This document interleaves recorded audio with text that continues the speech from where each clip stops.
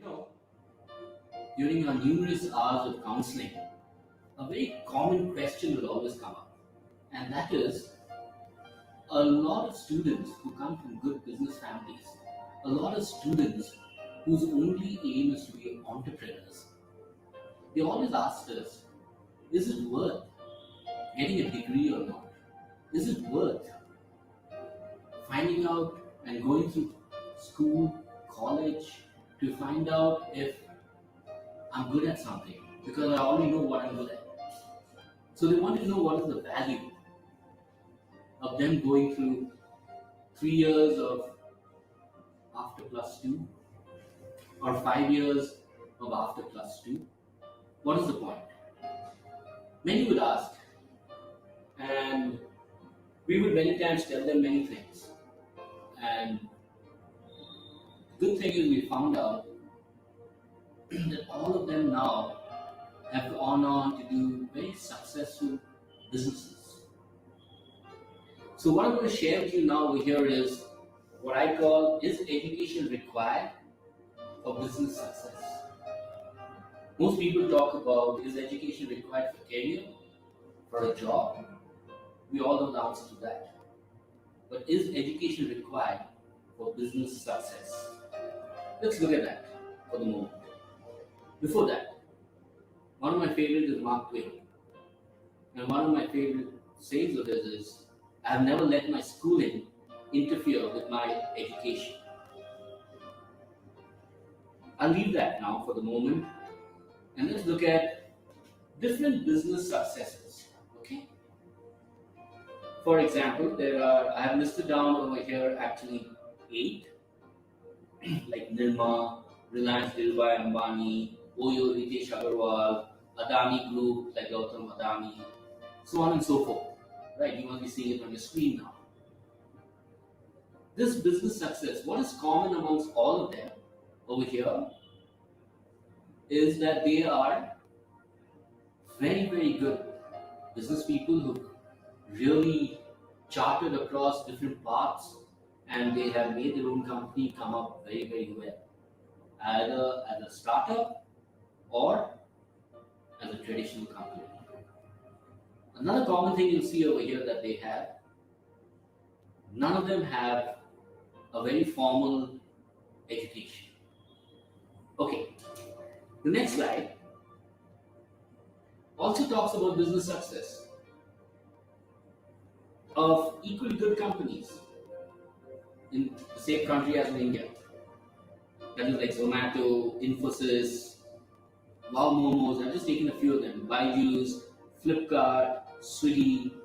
Flipkart started by people like Sachin and Vinny Bansal. Byju's by Baiju Ravindran. Zomato by Dipinder Goyal. Wow Momos by Sagar Daryani, Vinod Umigai. So all of them, then you notice over here, like Infosys, Narayan Murthy, you notice another common factor, besides the business is doing very well. They're all educated. They all carry a degree. So if you look at it one side, we have business success stories of people without formal education doing very well. We have business successes of people with formal education doing very well. So I agree. Many would be very confused. Now let's look at it from a different angle. And that is you. You as a person. If you're a business person, if you want to start an entrepreneurship, if you want to take on a business and make it grow, expand, then you will find the rest of this presentation extremely interesting because we're going to talk about you now. The first thing is, we'll talk about business acumen. For business acumen, you don't need formal education. Business acumen is something that grows within yourself. It's more of a socio-economic condition. There are lots of socio-economic factors that play a role in sharpening your business acumen. And you just have it in you. What are these? It's like understanding basic business practices. It's like decision making. You're probably learning this from your family members, you're learning this from your seniors who are around you, and you can probably see them, hear them make decisions extremely fast. And you can make out they're making good decisions and quick decisions. You learn a lot about negotiation. All this is business acumen, socio-economic conditions. You learn about cash flow, how to spend the money, how not to spend the money. All this is needed for any business venture. There's another thing that comes with business acumen, and that is intuitiveness. Once intuitiveness comes in, this is also something that doesn't always come from your degree. It's something you already have. Industry knowledge. Industry knowledge is what you're already exposed to. You might be seeing this from a child. You might be having a certain dream. You might be reading a lot about that particular business venture. So when you want to start that, you already know a lot about that industry. All this is business acumen. However, along with this, there's something very critical, extremely critical. With all this comes something known as gut instinct. If your gut instinct is good, you know you got a name. Again, this does not come from degrees. This does not come from education. Okay, now let's switch to degrees. What do we mean by degrees?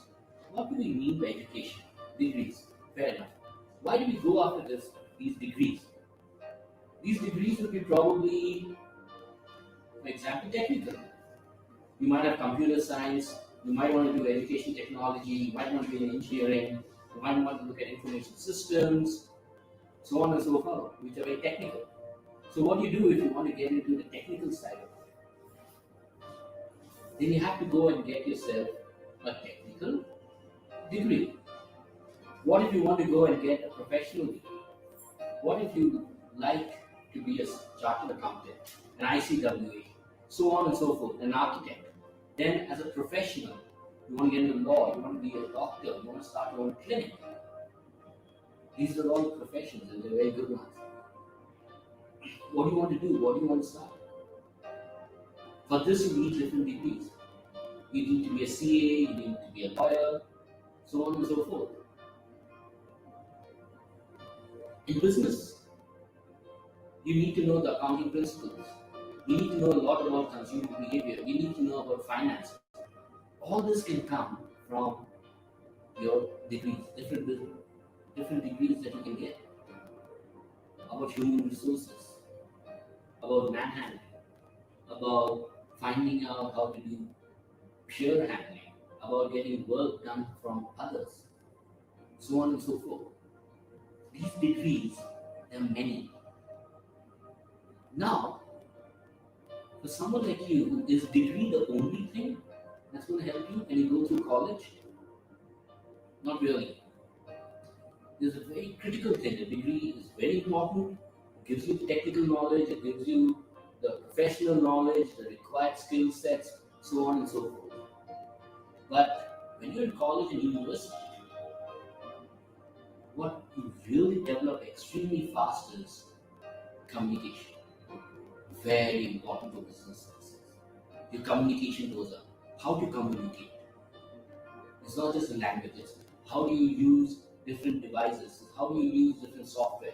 How do you use different social media to communicate? To communicate effectively.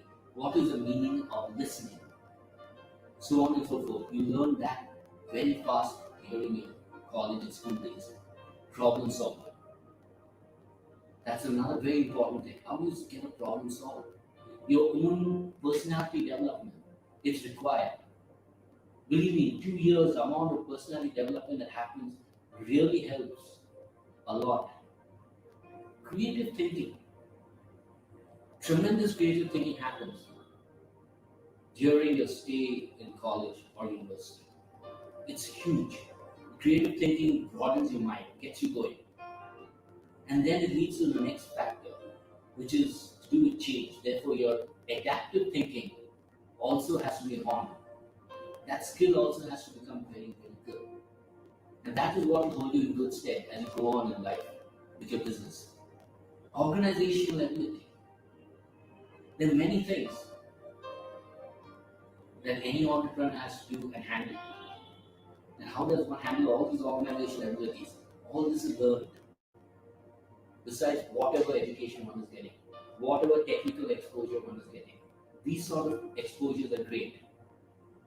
Another type of exposure one gets during the university and college tenure is different ideas.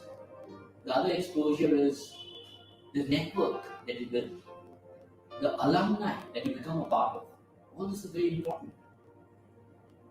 Analysis, you start analyzing things because now that's become part of your system. Criticism, constructive criticism, global exposure. Then you go a little bit deeper into these because these are very important. Money comes from education, ideas. I'll give you a small example. Today's global village, to be successful, ideas are extremely essential. Without ideas, can I tell you any idea which business is started without an idea? Facebook was an idea, Microsoft was an idea, Yahoo was an idea, Amazon was an idea. Ideas within ideas. Alexa was an idea. It all happened. So ideas through exposure. This happens. Then most ideas are germinated from colleges and universities. Take Facebook, take Microsoft.